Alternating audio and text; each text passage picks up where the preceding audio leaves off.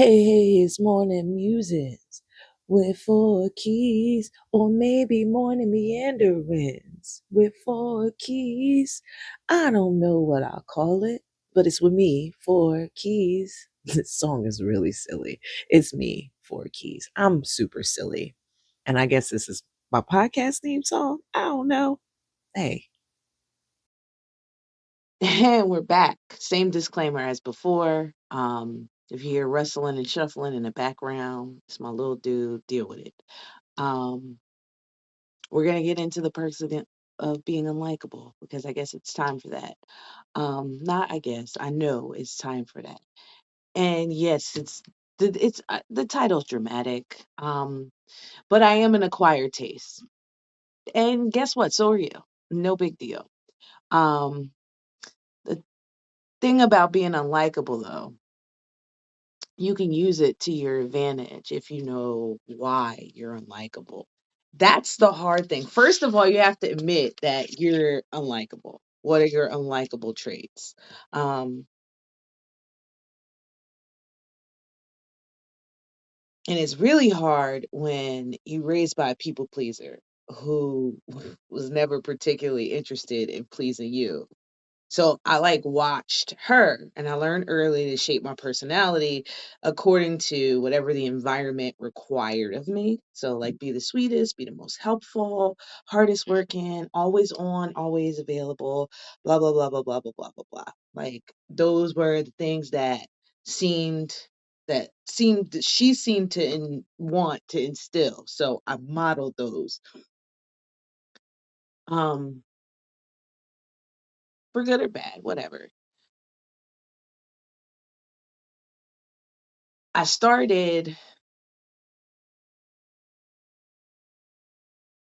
to realize that shifting my behavior according to environments was not helpful to me in high school because I would find myself in environments that were not helpful in general and would be like, this is not a behavior that I wish to continue. So I chose different behaviors. Um,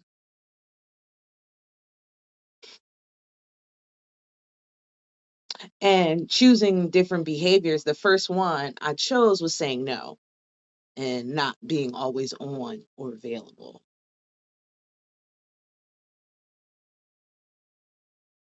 And that is probably the beginning of what makes me generally unlikable. Is that one, like my no is hard. It's a no, no. You know why? Because here's the thing, nobody likes hearing no, but you know who really hates it? People who are going to use you. Anybody who sees you as an object, partners, parents, bosses, whoever. Um, when you are unavailable, unmanageable for someone else's benefit, of course you're going to be unlikable. And that's a good reason to be unlikable. It also is going to give you something else, time to yourself. And what can you do with that time with yourself? Figure out yourself. Figure out the things that are most important to you and cultivate those. And the people, not in the people, with the people who aren't bothered by your no or whatever your unlikable trait is. That's my most unlikable. It's just that I know for a fact that it bothers people the most that I just can't just, that I won't just. And it's an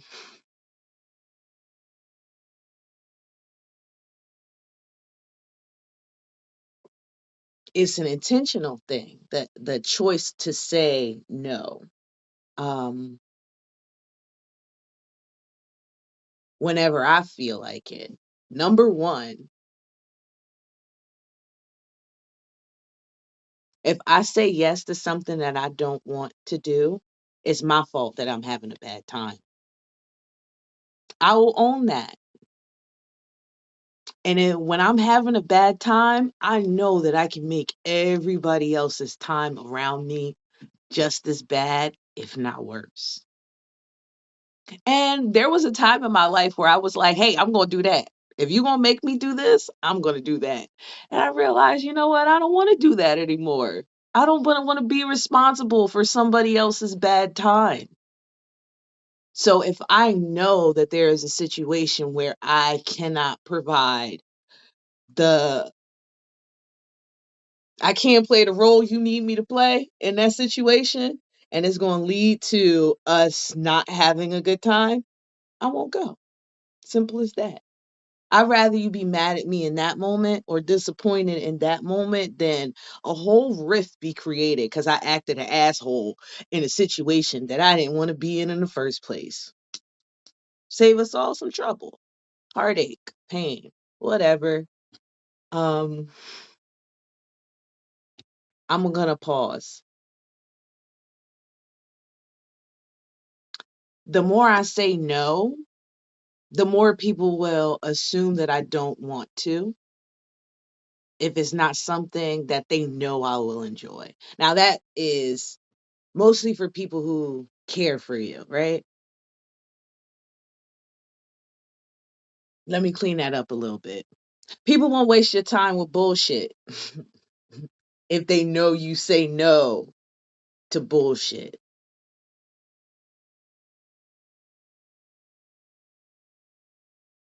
They will give you things that will light you up. They'll just stop wasting your time in general when you make your nose more solid and rigid. And that doesn't mean now I'm a mother, I'm a wife, I have obligations, commitments that I chose. So, no, I can't tell my son, no, I'm not going to cook dinner if there's no opportunity for him to have dinner otherwise, right? That's not the kind of hard nose I'm talking about. There are things we have to do in this life. There are commitments, obligations, blah, blah, blah, that you have to accommodate.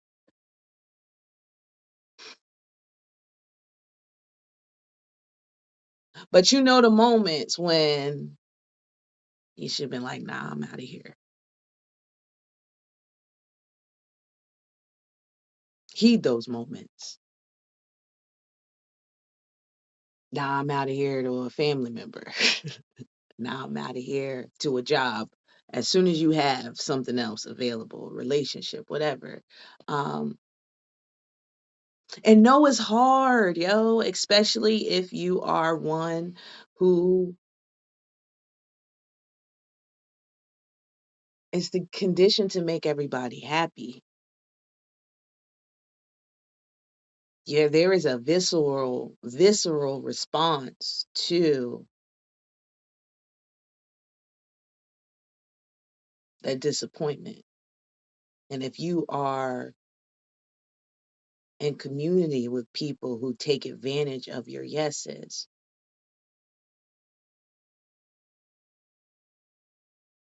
it's gonna be a hard go, a rough go of it for you. So start small. Start with little no's, nonsensical no's. When you would be accommodating, like when we choose dinner, if you really don't want that, no. Or be more emphatic in your yes, because guess what? That's almost a no. It's a choice.